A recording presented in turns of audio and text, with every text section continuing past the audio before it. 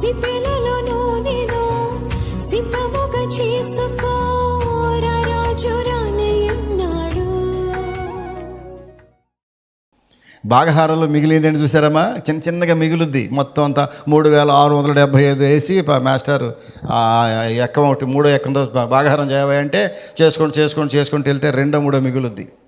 ఆ 3700 నంబర్లో మిగిలేది 2-3 మిగులుద్దమ్మా, అదే శేషం. ఇక్కడ అలాంటి జీవకోటిలో మిగిలినది ఒక్కటే నోవహు కుటుంబం ప్రియులారా. దానినే శేషముగా దేవుడు మిగిల్చాడు ప్రియులారా. మరొక్కసారి వెళదాం చూడండి. ఏలియా కాలంలో కూడా మొదటి రాజుల గ్రంథము 19వ అధ్యాయము 18వ వచనంలోకి వెళితే ప్రియులారా, 19-18 మొదటి రాజుల గ్రంథం చూస్తే, ఆయనను ఇశ్రాయేలు వారిలో బయలునకు మోకాళ్ళునకయు నోటితో వాని ముద్దు పెట్టుకొనకయు నుండి 7,000 మంది నాకు ఇంకనూ మిగిలిందురు. ఏలియా ఒక రోజున ఒంటరివాడిగా మిగిలిపోయాడు. ప్రియులారా. మిగిలిపోయి బదరీ వృక్షం కింద ఆ కాళ్ళ మధ్యలో తలబెట్టుకుని అలాగ కూర్చున్నాడు. ఎవరో తెలిసినా ఏలియా అగ్ని ప్రవక్త. ఏలియా ప్రార్థన చేస్తే ఆకాశం నుంచి అగ్ని దిగి వచ్చింది, 500 మందిని కాల్చిపడేసింది. ఏలియా ప్రార్థన చేస్తే ఆకాశం మూయబడింది, మంచైనను వర్షమైన లేదు. అదే ఏలియా ప్రార్థన చేస్తే మరలా వర్షం దిగింది ఆకాశం నుంచి. అలాంటి ప్రవక్త ఏలియా అగ్ని ప్రవక్త. ఆయన ప్రార్థన చేస్తే అగ్ని దిగి వచ్చింది కదా. అలాంటి ఏలియా ఒక రోజున ఒంటరివాడిగా మిగిలిపోతే దేవునితో పోరాడుతున్నాడు. దేవునితో ఆర్గ్యూ చేస్తున్నాడు. దేవునితో మాట్లాడుతూ చాలా గట్టిగా ఆర్గ్యూ చేశాడు ప్రభుతో. ప్రభువా, నన్ను తీసేసుకో అన్నాడు. అదేంటి ఏలియా, నువ్వు మామూలు ప్రవక్త కాదు కదా, నీలో అనేక శక్తులు ఉన్నాయి కదా, నిన్ను చూస్తే మనుషులు భయపడతారే, నువ్వేంటి భయపడుతున్నావు జీవితం మీద, ఎందుకింత విరక్తి కలిగింది? ఒకరోజు బదరీ వృక్షం కిందకి వెళ్ళి అక్కడ కూర్చుని ప్రార్థన చేస్తున్నాడు. ప్రభువా, నీ చిత్తమైతే నన్ను తీసేసుకో, నేను ఉండను ఇక్కడ భూమి మీద. ఎందుకంటే నన్ను చంపటానికి ఆ యెజబెల్ రాణి ఆ బయలు ప్రవక్తలను బయలు మనుషులను కొంతమందిని సమకూర్చుకుని నా మీదకు వస్తూ ఉంది ప్రభువా, నన్ను చంపేయటానికి. కనుక ఆమె చేతిలో పట్టం కంటే నన్ను తీసేసుకోను. నాకు అక్కర్లేదు, ఈ సేవ అక్కర్లేదు, ఈ బోధలు అక్కర్లేదు, ఈ పరిచర్య అక్కర్లేదు, ఈ ప్రవక్త ఆ ప్లేస్ అక్కర్లేదు, నాకు ఏమొద్దు, నన్ను తీసేసుకో, నేను చచ్చిపోతాను. నేను ఒంటరివాడిగా. ప్రియులరా, దేవుడు మాట్లాడుతున్నాడు. దేవుడు అన్యాయస్తుడు కాడు. దేవుడు ఒక మనిషిని ఎప్పుడు ఒంటరిగా విడిచిపెట్టేవాడు కాదమ్మా. నీవు అనుకుంటున్నావు నేను ఒంటరి మనిషిని, నన్ను పలకరించేవాళ్ళు ఎవరు లేరు, నా ఆలనా తీసుకుని ఎవరు లేరు, నేను ఇంట్లో పండుకుంటే నన్ను వచ్చి పలకరించడానికి కూడా దిక్కుమొక్కు లేనటువంటి ఒక దౌర్భాగ్యాలుగా ఉన్నాను ప్రభువా అనుకుంటున్నావా? దేవుడు అంటున్నాడు, ఏలియా, నీవు అట్లా మాట్లాడద్దు.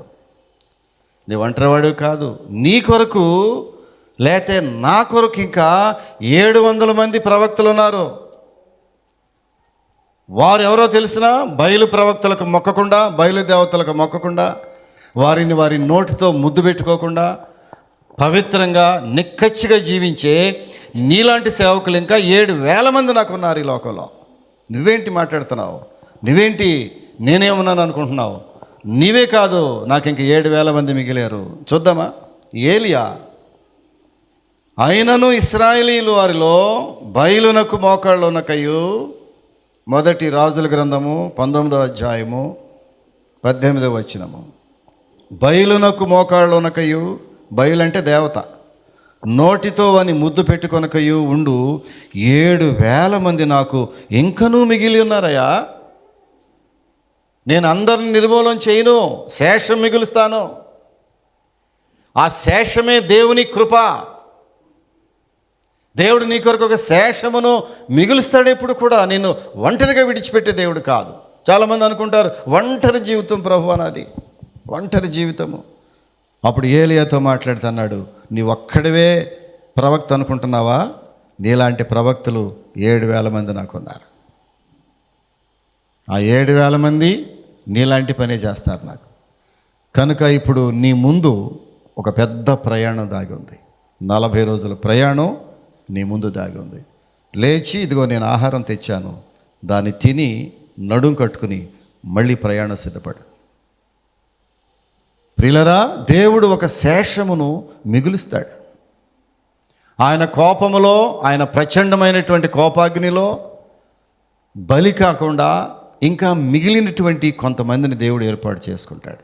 బైబిల్లోకి వెళితే మనం చూడండి, యెషయా గ్రంథంలోకి వెళితే యెషయా ప్రవక్త రోజుల్లో కూడా దేవుడు ఒక శేషాన్ని మిగిల్చాడు. చూడండి, యెషయా గ్రంథము 10వ అధ్యాయము 21-22 వచనాలు నేను చదువుతాను.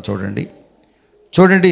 ఆ దినమున ఇశ్రాయేలు శేషమును 20 యాకోబు కుటుంబీకులలో తప్పించుకుని వారును తమను హతము చేసిన వానిని ఇకను ఆశ్రయింపక సత్యమును బట్టి ఇశ్రాయేలీల పరిశుద్ధ దేవుడైన యెహోవాను నిజముగా ఆశ్రయించెదరు. శేషము తిరుగును, యాకోబు శేషము బలవంతుడగు దేవుని వైపు తిరుగును. నీ జనులైన ఇశ్రాయేలు సముద్ర పిసుకవలే ఉండినను దానిలో శేషమే తిరుగును. సమూల నాశనము నిర్ణయింపబడెను. ప్రియులరా, ఇక్కడ శేషము ఇశ్రాయేలీలు దేవునికి వ్యతిరేకముగా పాపం చేసినప్పుడు, ఇశ్రాయేలులందరిని దేవుడు సంహరించినప్పుడు శేషముగా కొంతమందిని మిగుల్చుకున్నాడు. దేవుడు అన్ని విధాలుగా అందరినీ నిర్మూలన చేయలేదు.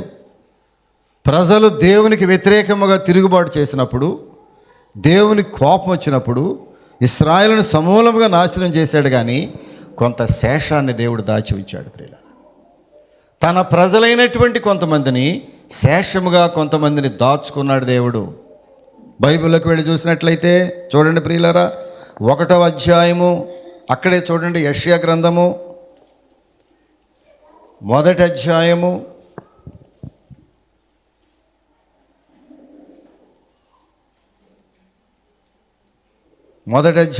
9వ వచనానికి వెళ్ళి చూస్తే 9వ వచనము, సైన్యములకు అధిపతి యెహోవా బహు కొద్దిపాటి శేషము మనకు నిలుపని ఎడలా మనము సొదొమ వలె ఉందము, గొమొర్రాతో సమానముగా ఉందము.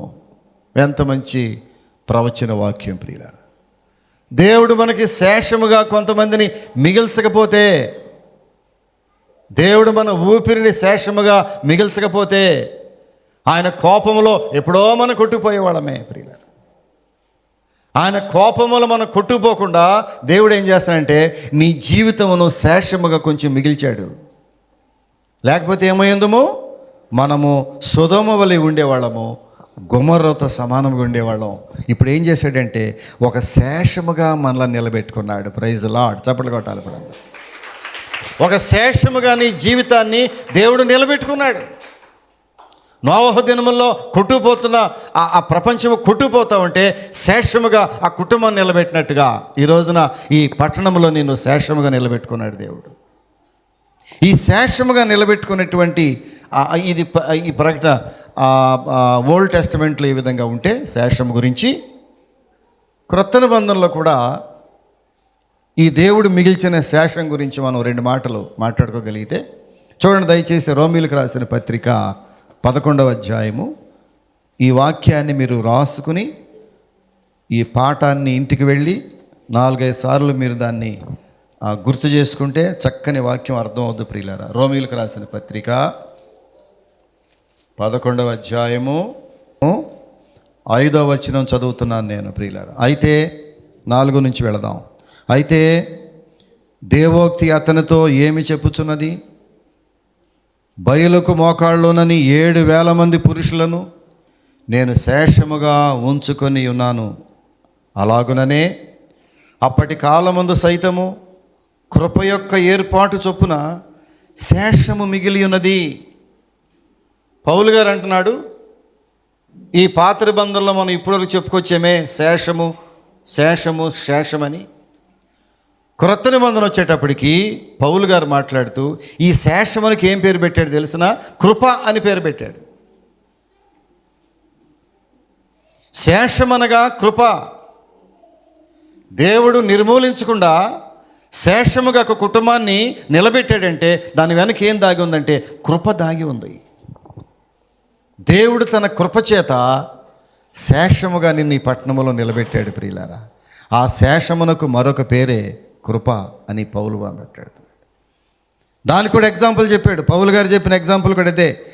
బయలుకు మోకాళ్ళు నన్ను 7,000 మంది పురుషులను నేను శేషముగా నియమించుకున్నానని ఏలియాతో చెప్పినట్టుగానే ఆ శేషము వెనుక ఏం దాగి ఉందంటే ప్రియులారా, కృప యొక్క ఏర్పాటు శేషముగా మిగిలింది.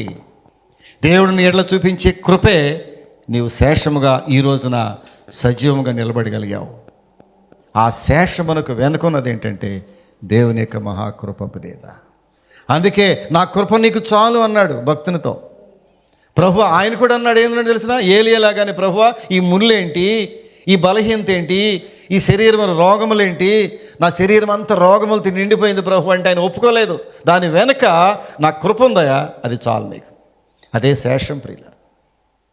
నా కృప అనేటటువంటి శేషముగా నిన్ను నా ప్రజల మధ్యలో ఇంకా నిలబెట్టాను, వాడుకుంటున్నాను నిన్ను. నీ ఒంటరివాడు కాదు.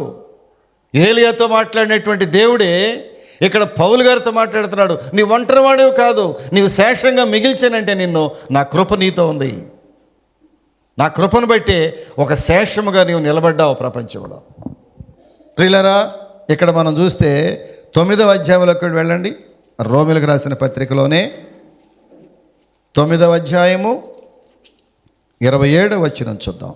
మరియు ప్రభు తన మాట సమాప్తము చేసి క్లుప్తపరిచి భూలోకమునందు దాన్ని నెరవేర్చును గనుక ఇశ్రాయేలు కుమారుల సంఖ్య సముద్రపు ఇసుక వలె ఉండినను శేషమే రక్షింపబడునని. ఇశ్రాయేలీలు ఇసుక రేణువులంతగా విస్తరించారు.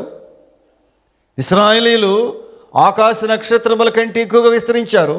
కానీ అందులో రక్షించబడింది శేషము మాత్రమే. ప్రియులారా, మంచి వాక్యం, అర్థం చేసుకోవటం కష్టమవుతుందేమో మీకు. ఇశ్రాయేలీలు అంతమంది ఉన్నా కూడా అందులో ఏర్పరచబడి రక్షించబడినటువంటి సంఖ్య శేషమే. కొద్దిమంది రక్షించబడ్డారు ప్రియులారా. అందుకంటాడు పిలువబడిన వారు అనేకులు, ఏర్పరచబడిన వారు ఆ కొందరే శేషం ప్రియులారా. దేవుడు తన కొరకు కొంత శేషమును ఎప్పుడు మిగుల్చుకుంటాడు. సమస్తము నిర్మూలించబడుతున్న తరుణములో కూడా నీలాంటి వారినో మనలాంటి వారిని ఎవరినో దేవుడు శేషముగా నిలబెట్టుకుంటాడు. ఆ శేషములో భాగమే నీవు. నిర్మూలించబడిన వారిలో శేషముగా ఏర్పాటు చేసుకున్న ఆ శేషములో భాగమే ఇప్పుడు నీవు ఇక్కడ కూర్చున్నావు. ఆ శేషమే దేవుడు మిగల్చకపోతే నీవు లేవు, నేను లేను ప్రియులారా. ఇశ్రాయేలీలతో మాట్లాడుతున్నాడు. అంతమంది ఇశ్రాయేలీల్లో రక్షించబడిన వారు కొందరే. ఏమన్నాడు చూడండి, శేషమే రక్షింపబడును. ఇది దేవుని యొక్క ప్రవచనం ప్రియులారా. ఇది ప్రవచన వాక్యం. దేవుడు ప్రవచనమైతే మాట్లాడుతున్నాడు. వీళ్ళంతా రక్షించబడరాయా, వీళ్ళందరూ పరలోక రాజ్యంలో చేర్చబడరు. అందులో శేషము మాత్రమే పరలోక రాజ్యంకి వెళ్తారు. వారే ఎత్తబడి గుంపులో ఉండేవారు, వారే ఏర్పరచబడినటువంటి వారు. పిలవబడినవారు అనేకులు వస్తారు ప్రియులారా. అనేకులు మందిరంలో నివసిస్తారు, అనేకులు మందిరంలో కిటకిటలాడతారు. అందులో ఏర్పరచబడిన వారు శేషం మాత్రమే. ఆ శేషమే దేవుని సన్నిధికి వెళ్ళేవారు వాళ్ళే. ఆ శేషములో నేను కూడా భాగస్థునిగా ఉండాలి ప్రభువా. అది మన ప్రార్థన ఈ రోజున. ప్రభువా, నీవు ఏర్పాటు చేసుకున్న ఆ కొద్ది మంది శేషం ఉన్నారే, అందులో నన్ను కూడా ఉంచు ప్రభువా. నేను నీ శేషముల భాగమే. బైబిల్కి వెళ్ళి చూసినట్లయితే ప్రియులారా, ప్రకటన గ్రంథంలోకి వెళితే ప్రకటన గ్రంథంలో వెళ్ళండి దయచేసి. ప్రకటన గ్రంథము ఈ శేషం గురించి మాట్లాడుతూ అక్కడ ఒక చక్కని మాట ప్రభువే మాట్లాడాడు. ప్రకటన గ్రంథం 12వ అధ్యాయము. చాలా జాగ్రత్తగా ఈ వాక్యాన్ని ఫాలో అయితే తప్పకుండా అర్థమవుద్ది ప్రియులారా. ప్రకటన గ్రంథం 12వ అధ్యాయము 17వ వచనంకి వెళుతున్నాను, చూడండి దయచేసి. అందుచేత ఆ ఘట సర్పము ఆగ్రహము తెచ్చుకొని దేవుని ఆజ్ఞలు గైకొనుచు యేసుని గురించి సాక్ష్యం ఇచ్చుచు ఉన్నవారైన ఆమె సంతానములో శేషించిన వారితో యుద్ధము చేయుటకై బయలువెడలి సముద్ర తీరమును నిలిచెను.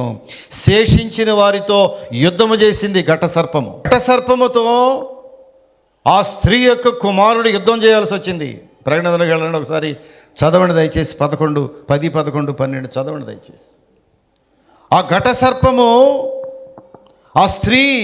ఆ స్త్రీ యొక్క కుమారునితో అంటాడు అక్కడ ప్రియులారా. 7వ వచనం నుంచి చదవాలి మీరు. అంతటా పరలోకమందు యుద్ధము జరిగెను. పరలోకంలో ఒక యుద్ధం జరిగింది. ఆ యుద్ధం ఎవరికంటే ఘట సర్పమునకును ఆ స్త్రీకి పుట్టిన కుమారునికిని యుద్ధం జరిగింది. ప్రియులారా, అపవాది 12వ వచనంలో అపవాది తనకు సమయము కొంచెమే అని తెలుసుకొని బహు క్రోధము గలవాడై మీ యొద్దకు దిగివచ్చుచున్నాడు. ఈ రోజున సైతాన్ ఎందుకు స్పీడ్గా ఉంది తెలిసినా? అపవాది ఎందుకు గర్జిస్తున్నాడు తెలిసినా? అపవాదిని బిడ్డలను ఎంతగా లొంగ తీసుకోవటం ప్రయత్నం చేస్తున్నాడు తెలిసినా? వాడి సమయము కొంచెమే అని వాడికి తెలుసు. సాతాను యొక్క సమయం కొంచెమే, అందుకే వాడు చాలా స్పీడ్గా త్వరపడుతున్నాడు. నీ బిడ్డలను లొంగ తీసుకోవాలని, నీ జీవితమును లొంగ తీసుకోవాలని, నీ మారు మనసును పాడు చేయడానికి, నీ యొక్క పవిత్ర జీవితమును కొట్టిపడేయటానికి సాతాను ఉవ్విళ్ళూరుతాడు. కారణం ఏంటంటే వాడి సమయము కొంచెమే, అది వాడికి తెలుసు. ఈ రోజున ప్రపంచంలో సాతాను విచ్చలవిడిగా వాడి కార్యకలాపములు చేస్తున్నాడంటే వాడి సమయము కొంచెమే. అది నువ్వు అర్థం చేసుకోవాలి. అందుకే నీ బిడ్డల విషయంలో, నీ కుటుంబం విషయంలో, నీ భక్తి విషయంలో, నీ విశ్వాసం విషయంలో మెలకువ తెచ్చుకోవాలి. చాలామంది నిద్రపోతున్నారు. ఇప్పుడు ఇక్కడ కాదులే, జీవితంలో నిద్రపోతున్నారు కొంతమంది కదా. విశ్వాసి, నీవు నిద్రపోతున్నావా? సాతాను బహు వేగంగా ఉన్నాడు. ఎందుకని? వాడి సమయము కొంచెమే. బైబిల్కి వెళ్ళండి. అపవాది తనకు సమయము కొంచెమే అని వాడు తెలుసుకుని బహు క్రోధముగా నీ మీదకి వస్తున్నాడు. సాతాను క్రియలు ఎంత భయంకరంగా ఉన్నాయి ప్రియులారి దినాల్లో. సాతాను యొక్క చేష్టలు ఎంత భయంకరంగా ఉన్నాయి. సాతాను బిడ్డల మీదకి ఎంత భయంకరంగా వస్తున్నాడు. సాతాను యవన బిడ్డల మీదకి ఎంత వికృతమైనటువంటి పరిస్థితుల్లో వాడి జీవితాలు తారుమారు చేయడానికి సిద్ధంగా ఉన్నాడు. ఒక తల్లిగా, విశ్వాసము కలిగినటువంటి తల్లిగా నీవు మెళకువలేకపోతే వాడి సమయాన్ని చేజిక్కించి వెళ్ళిపోతాడు. ఇలాంటి ప్రార్థనలకు వచ్చి ఇలాంటి వాక్యాలు వింటా కారణం అదే. ఇలాంటి వాక్యాలు వింటున్నప్పుడు హృదయంలో ఒక హెచ్చరిక చేసుకోవాలి.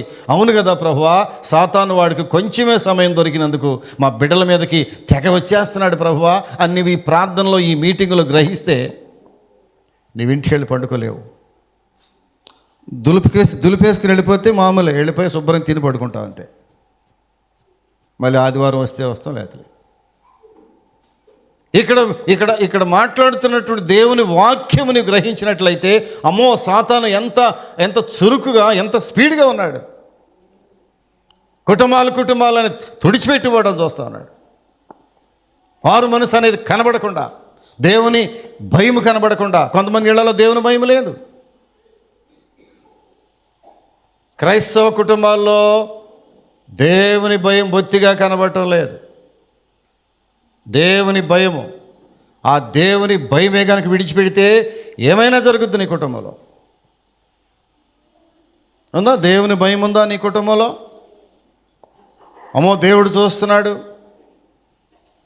మన ప్రతి సంభాషణ దేవుడు ఆలకిస్తున్నాడు, మన ప్రతి అడుగు దేవునికి తెలుసు, నేను లేచుట, పరుండుట, కూర్చుండుట సమస్తం ఎరిగినటువంటి దేవుడు అనే గ్రహింపు నీకు ఉన్నట్లయితే దేవుని సన్నిధిలో ఎంత జాగ్రత్తగా ఉంటాం ప్రియ సహోదరి, సహోదరుడా. సాతానుకు సమయము కొంచెమే అని తెలుసుకుని బహు క్రోధము గలవాడే మీ వద్దకు వస్తున్నాడు. ఎప్పుడు మృంగుదునా అని గర్జించు సింహం వలె వాడు ప్రతిరోజు ఇటు అటు తిరుగుతున్నాడు. బైబిల్ చెప్తా. జాగ్రత్తగా కాచిపెట్టుకోవాలి. కోడి తన పిల్లలను రెక్కల కింద పెట్టుకున్నట్టుగా దేవుడు మనల్ని ఎట్లాగో కాపాడుతున్నాడు. నీవు కాపాడాలి, నీ రెక్కల చాటు నీ బిడ్డల్ని చెప్పాలి, నీ రెక్కల చాటు నీ బిడ్డల్ని జాగ్రత్తగా కాపాడుకోవాలి ప్రియులారా. చాలా ప్రమాదం. నీ బిడ్డల విషయంలో నీ ప్రార్థనలో అధిక భాగము నీ బిడ్డల కొరకు ప్రార్థన చేయాల్సిన అవసరత నీకుంది.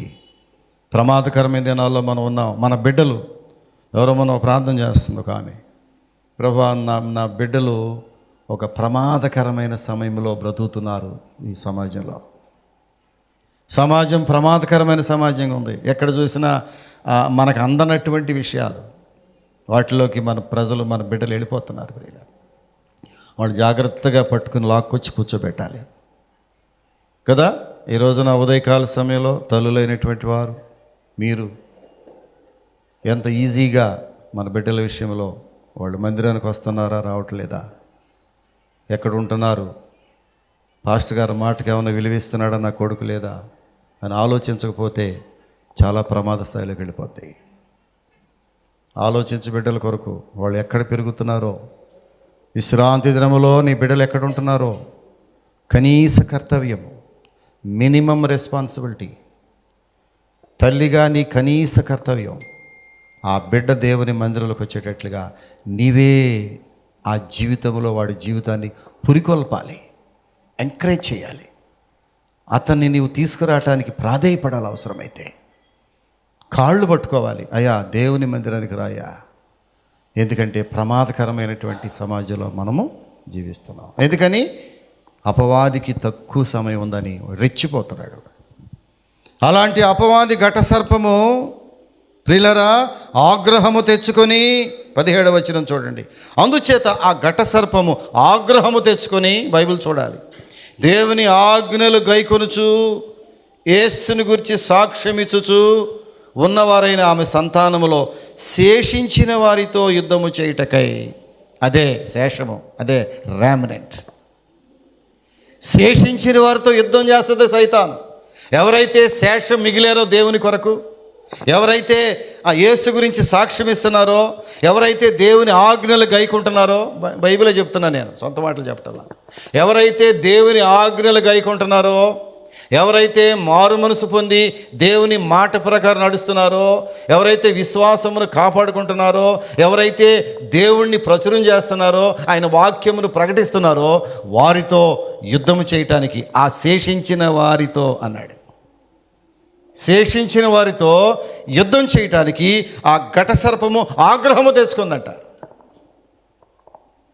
బాగా లోపలికి వెళ్తే అర్థం అవుద్ది వాక్యం, పైపైన అర్థం కాదు. ఇది ఎవరితో యుద్ధం చేయటానికి ప్రయత్నం చేస్తుంది?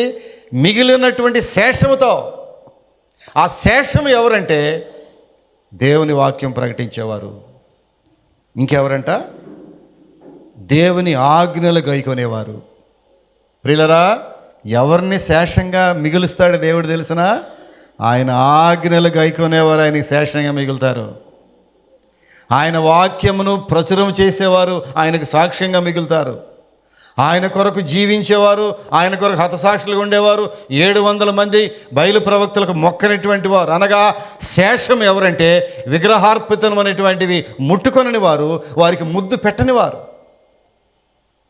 మనం చదివాం, రాజుల గ్రంథంలో చదివాం.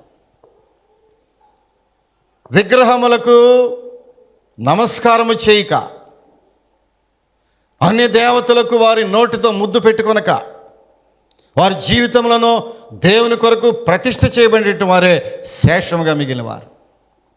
ఆ శేషము ఎవరంటే యేసుని గురించి సాక్ష్యం ఇచ్చేవారు, దేవుని ఆజ్ఞలు గైకొనేవారు, వారే శేషము. ప్రియులారా, ఈ శేషము ఎవరు? దేవుని కొరకు నిలబడిన వారు. ఈ శేషం ఎవరు? దేవుని కొరకు, ఆయన రాజ్య వ్యాప్తి కొరకు సువార్త ప్రకటించేవారు.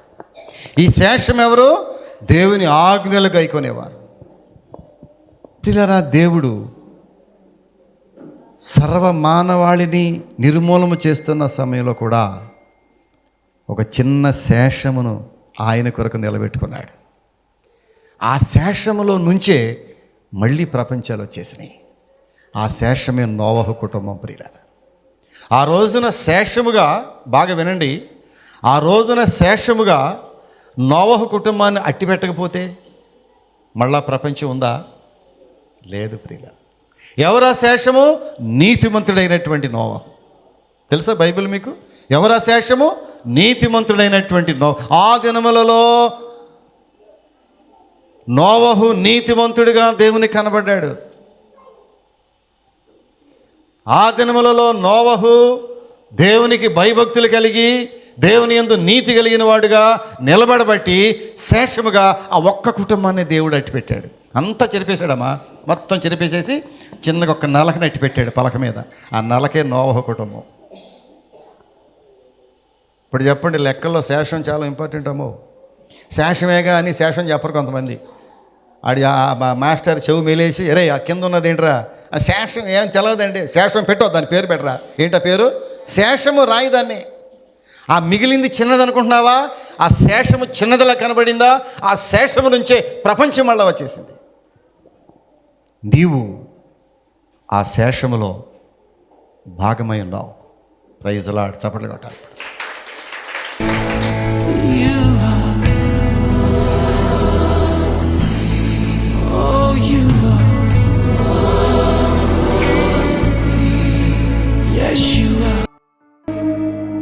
పరిశుద్ధుడా, ప్రేమ కలిగిన స్వామి, ఈ పరిశుద్ధ నామానికి వందనాలు, స్తోత్రాలు చెల్లించుకుంటున్నాం.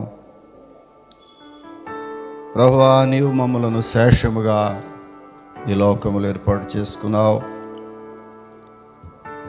మన నోవహు కుటుంబాన్ని జలప్రళయంలో శేషముగా ఏర్పాటు చేసుకున్న దేవుడు. అలాగే ఏలియా కాలములో ప్రభువా 7,000 మంది బయలుకు మొరక్కనటువంటి ప్రవక్తలను శేషముగా ఏర్పాటు చేసుకున్నావు. అలాగే ప్రభువా, ఇశ్రాయేలీలలో ఇదిగో తండ్రి, భక్తుడైనటువంటి పౌలు గారు ఒంటరిగా ఉన్నప్పుడు నీ కృపను శేషముగా ఇచ్చావు. అలాగే ప్రభువా, ఇసుక రేణువులంత ఇశ్రాయేలు సంతానం ఉన్నప్పటికీ వారిలో శేషం మాత్రమే రక్షించబడింది. నా జీవితంలో ప్రభువా, నేను ఒంటరి పాలైపోయినప్పుడు నా కుటుంబాన్ని నీవు శేషముగా నిలబెట్టావు. దావీదు భక్తుడు ప్రభువా తన సమస్తమును పోగొట్టుకుని ఒంటరి అయిపోయినప్పుడు మరలా నీ కృపను శేషముగా బిడ్డకి ఇచ్చావు. తిరిగి పోగొట్టుకున్నవన్నీ తిరిగి పొందుకునే కృప ఇచ్చావు. మా బిడ్డలైన వారు ప్రభువా, వారిని అందరినీ శేషముగా ఇక్కడ నిలబెట్టుకున్నావు. శేషముగా నిలబెట్టాలి, శేషముగా జీవించాలంటే పరిశుద్ధత కావాలన్నావు. శేషముగా ఉన్న మమ్ములను విశ్వాసులుగా చేయండి. శేషముగా ఎంపిక చేయబడిన మమ్ములను నీ పరిచర్యలో ముందుకు సాగే వారిగా చేయండి. పరిశుద్ధతను కాపాడుకునే బిడ్డలుగా మమ్మల్ని చేయండి. విశ్వాసాన్ని కాపాడుకుని ప్రభువా, నీ సన్నిధిలో నీ రాకడ కొరకు ఎదురు చేసే బిడ్డలుగా మమ్మల్ని చేయండి.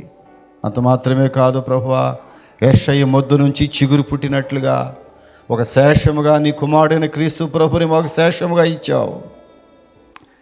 ఆ శేషము ద్వారా లోకాన్ని మరలా రక్షించుకున్నావు. నశించిపోతున్నటువంటి ప్రతి వ్యక్తిని వెదక రక్షించడానికి యెషయా మొద్దులో చిగురు పుట్టినట్లుగా ఒక చిగురుగా ఉన్న క్రీస్తుని మా కొరకు పంపావు ప్రభువా. ఆ శేషములు మమ్మల్ని కూడా భాగస్థులుగా చేశావు. ఈ వాక్యానికి ముద్ర వేయండి, హృదయంలో దాచుకుని ఈ వారమంతా ఈ వాక్యాన్ని నెమరు వేసుకుని కృప మా బిడ్డలకు దయచేయమని యేసు నామమున అడుగుచున్నాము తండ్రి. ఆమేన్. ఆమేన్.